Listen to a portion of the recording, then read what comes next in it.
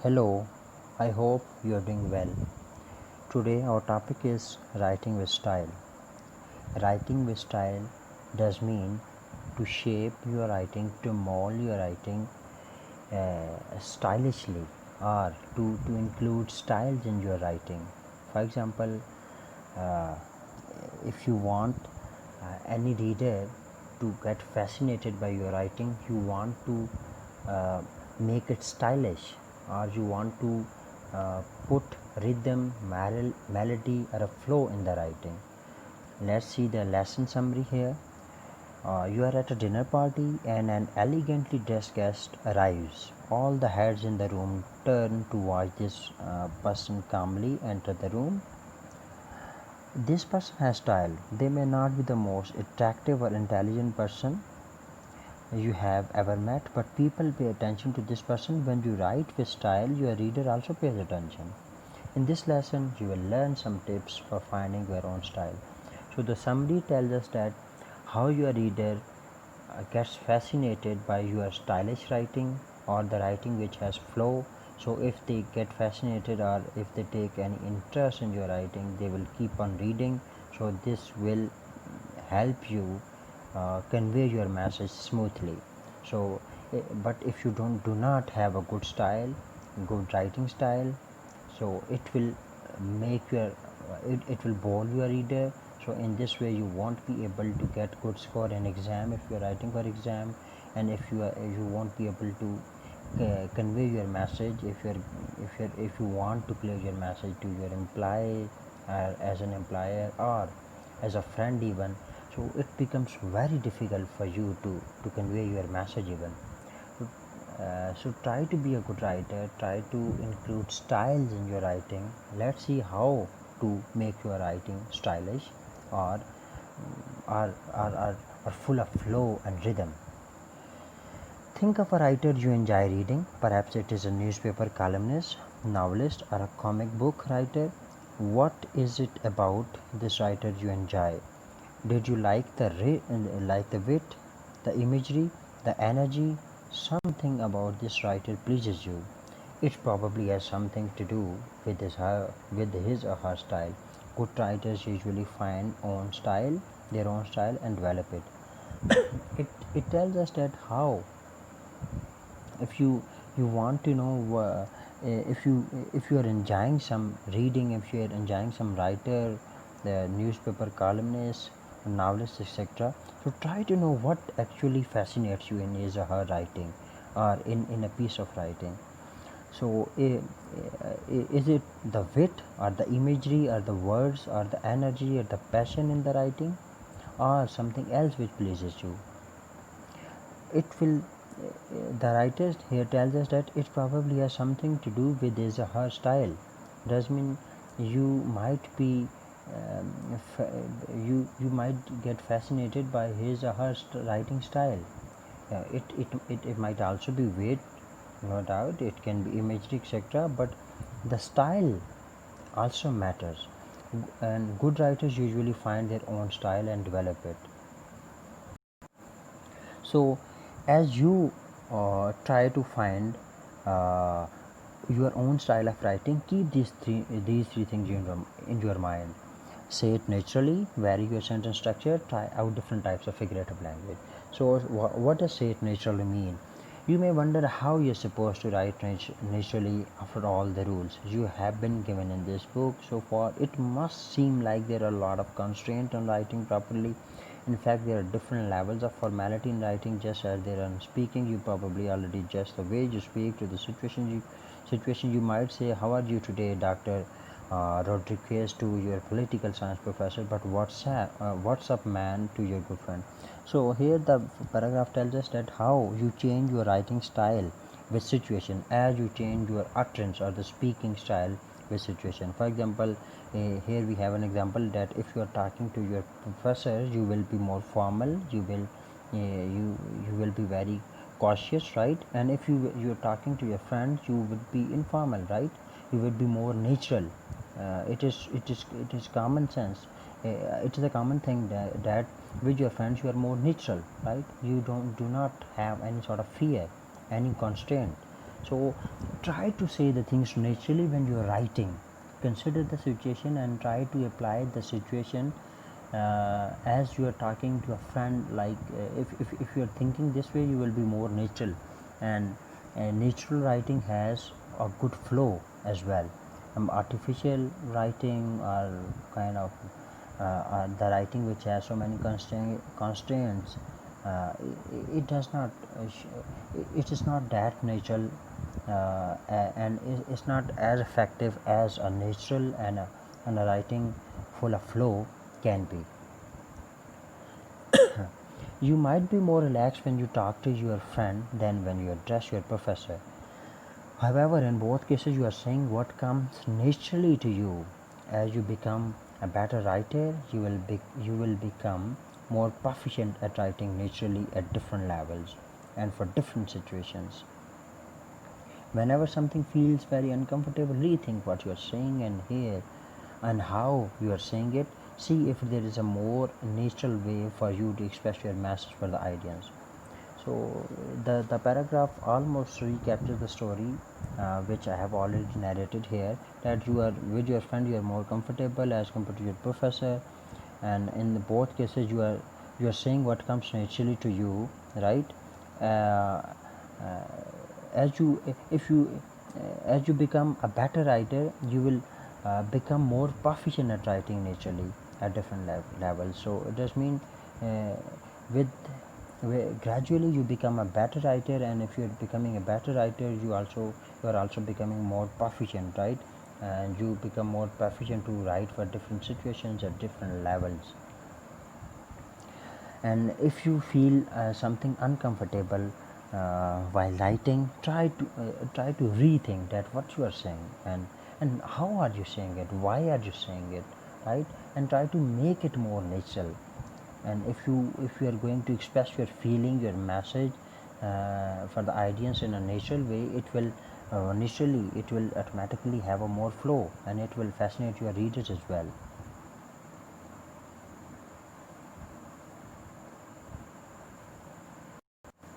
And the second point is vary your sentence structure. Sometimes writers use a similar sentence structure to emphasize a point or to get the reader's attention. However, using similar sentence structures over and over again in a paper bores your readers. In fact, it makes it hard to pay attention because the sentences do not flow. Read the following paragraph for example. So the paragraph tells us that if you are going to use uh, the same structure again and again, it will bore your readers, right? And if you are using different structure, different sentences, it will keep the interest alive in your writing. So for instance, let's read an example here. Falls are common in homes. They can cause injuries. They occur in bathrooms. They occur in the kitchen. They occur on stairs. They can be prevented by cleaning up spills quickly and using a step stool when you need to reach something in a high place. They can also be prevented by using only non-slip rugs and removing items on stairways that could cause you to trip. So here we can see the repetition of the writing, the same structure. Falls are common in homes, and you just stretch the story with the help of they, etc. And it is giving not giving a good impact.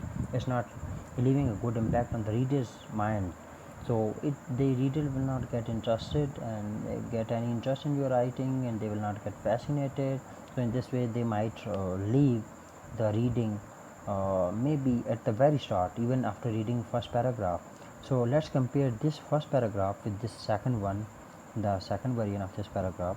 Falls are common in homes. They can cause injuries. Often falls occur in bathrooms, in the kitchen, or on stairs. You can prevent falls by cleaning up spills quickly and using a step stool when you need to reach something in a high place. It is also important to use only non-slip rugs and to remove items that you could trip on from stairs. So this paragraph possesses a different a different writing style. So the writing style is full of variety, right? You are not repeating one phrase or one pronoun here. You are starting the sentences with different pronouns and with different verbs, adverbs, etc. So it gives, it interests your writer, right? It fascinates your readers. It's fascinate if this fascinates your readers, it does mean you are able to successfully convey your message for the audience. Here in the third slide, which we are going to check which type of which variant of the paragraph, we are going to see that which variant of the paragraph was easier to read, which one was more interesting, which one did you want which one did you want to keep reading to keep your reader interested. Try this step and see that if you pose your question, if you pose a question on yourself that which one was more interesting, obviously you will go for the second one, because there was different writing style that was interesting writing style, right? So if you want to make your writing more interesting, so try to use these tips. They are really very important tips. Use questions and answers in writing. Vary the length of your sentences. Use different sentence structure. Let's see tips here. Example: dear editor, I have a few comments about your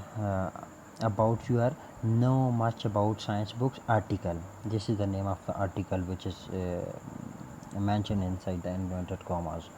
I think your writer wrote an uninformed and not very insightful piece. I don't think the textbooks are to blame for American students' low test scores on the national exams. I don't think the writer compared the textbooks in different countries with those in the US. I think far superior materials are produced in the US. I think the US is far better invested. So we can see that the same sentence structure over and over does mean I think, etc. So it is not interesting paragraph here.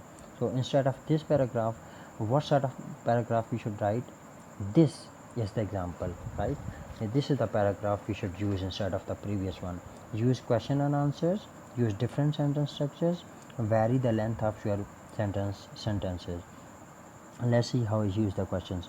I have a few comments about your know much about science books article. Apparently your writer knew just enough to write an informed and not very insightful piece, right? Here you put the question immediately after this sentence, and then you will answer the question, so it will make your writing more interesting. The question is, are the textbooks really to blame for American students' low test scores on the international exam, as the writer suggests?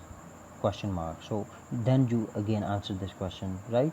The readers gets interested in writing here, that what is this question about? What would be the answer? I don't think so. This is the answer, right? Again, did she compare that? Again, you are asking a question and you are answering the question, and you are also kind of conveying the message. ठीक है? और जैसे the same is the case in the previous paragraph. You just describe the story, but in this paragraph you are not just describing the story, you are describing it with different structure. You are asking question, you are creating interest, so you are also conveying the message as well. Here in the next slide we have some we have the third thing discussed here, that is try some figurative language. Figurative language is a different way of expressing ideas. You have probably used it yourself when speaking to others or when writing papers. It can bring a fresh way of looking at something, or a vivid image to your reader's mind. In fact, most authors use figurative speech and figurative language because it makes the ideas and images they talk much more easier for the reader to picture. The common examples are similes, metaphors, etc. So it tells us that how figurative language makes your writing more beautiful, interesting, and fascinating and wonderful, right? So you try to use this sort of writing in your normal everyday writing, but not for your research paper, for your thesis, for dissertation, etc. Just try to use this sort of writing in stories or normal everyday writing, right? In informal writing as well, in speaking, in an exam question, etc., but not for the very formal situation, business situations, or the writing like research paper, etc. Let's see the first example. I jumped up and down and cried like a whole bucket full of tears. So here you use simile, like what sort of simile? Where you use simile? I jumped up and down and cried like a whole bucket full of tears. Like cried like a whole bucket full of tears. This is the simile here. Uh, Let me mention. Cried like a bucket full of tears. This is the simile. And in the next sentence, Papa's words perked me up just like air does a deflated in a tube. This is simile, यानी पापा के work ने कैसे live किया, उसे कैसे pump किया, उसको ऐसे पंप किया जैसे एयर एक डिफ्लेटेड इनर ट्यूब को पंप करती है. Like this is the simile here, यानी पापा's works perked me up just like air does just like air does a deflated inner tube. So does mean this is a simile. You are comparing one thing with another, and simply you compare two things. With all the things I had learned in the language, I mastered all I could say to her, standing on the porch, staring at me, Ma, like a dry-mouthed lamb at the udder. So you are producing the sound, staring at me. Ma, ma is the sound which animals produce. Animals like sheep, goat, etc. So ma like a dry-mouthed lamb at the udder. So you are comparing this sound ma, which here is produced by a human being, and you are comparing this sound with the sound of a dry-mouthed lamb. So it does mean you are kind of using simile again here. And here in the third example, we have a very good example of metaphor. We are telling that life is a broken winged bird. So we are showing that life is just like a broken winged bird, right? Broken winged bird that cannot fly. This is a good example of metaphor. Let's move toward the next slide. Here in this slide we have the example of personification. Personification is such a figurative language, a term under figurative language, in which we give attributes of a non-living thing to a living thing. We kind of make non-living a living thing. So let's see the example. Let's look at the example. From the day Mr. Radley took Arthur home, people said the house died. Right? House is a non-living thing, so we said that the house died. So it is an example of personification. Then we have an example of irony, hyperbole, etc. So these are the things which you can use in your writing, in the writing specifically which I mentioned, where you can use and which you cannot use. Let's see the think about it tip.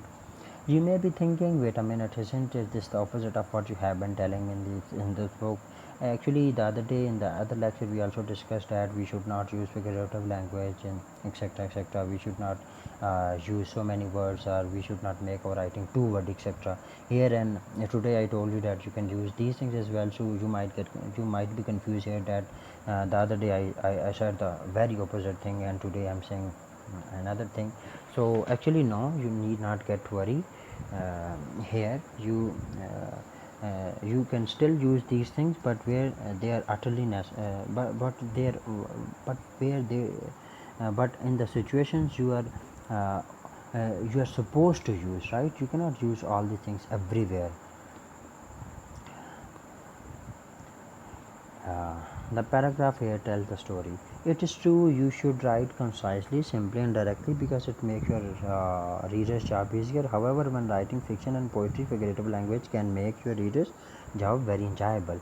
So does mean you can use this writing in your poetry, fiction, etc. and normal daily writing. Creating pictures with your words allows them to take shape and form, and they appear as special features or movies for an audience of readers. Right, so you can use you kind of can make pictures in your writing, pictures in a way, the picture with the help of words, mental pictures. So your reader start making mental pictures. Your writing should be such fascinating. Forms of figurative language are simply tools that you can use as a writer. They may not be appropriate to every paper you write, and they may not appeal to every audience. You may not even feel comfortable using figurative language, but you should know that you can use different types of figurative language in writing, or just as other effective writers do. This is the kind of same thing which I have already told you, that you cannot use figurative language everywhere, but you can still use it at so many places. So you should be aware of this figurative language. So what are the types of figurative language? We have already discussed about these types of figurative language in the examples, in the form of examples above: metaphor, simile, personification, uh, hyperbole, irony. We have discussed the first three, and here's the fourth: hyperbole. Hyperbole is such a writing which is where you exaggerate, which you profusely exaggerate, right? And irony creates a contrast between what is said or written and what is really meant, right? You are kind of there is something else which is written in the text, and you want to mean something else. This is irony. Urdu में जिसे आप तंज कह सकते हैं. I hope you have understood the lecture. If you still have any questions, you can share on WhatsApp or Google Classroom or anywhere you like. Thank you very much for watching the video.